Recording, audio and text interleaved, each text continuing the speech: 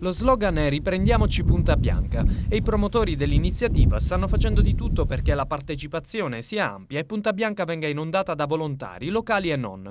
Proprio perché arriva da fuori provincia è prevista un'iniziativa lanciata dal Consorzio Turistico Valle dei Templi, soggiorno gratis in albergo per una notte. Un'operazione volta a ricompensare l'attività dei volontari da un lato e indubbiamente ad ampliare le presenze dall'altro. L'iniziativa in programma il 19 maggio e lanciata dall'associazione Mare Amico mira a un intervento di pulizia della battigia e del circondario balneare, ma soprattutto a dirottare l'attenzione verso una località sicuramente sottoutilizzata rispetto al potenziale logistico ed estetico come Punta Bianca, come confermano le dichiarazioni di Paolo Pullara, presidente del Consorzio Valle dei Templi, che parla dell'iniziativa come di un completamento dell'ambito promozionale di Punta Bianca già avviato tramite il protocollo d'intesa firmato a gennaio con il comune di Agrigento.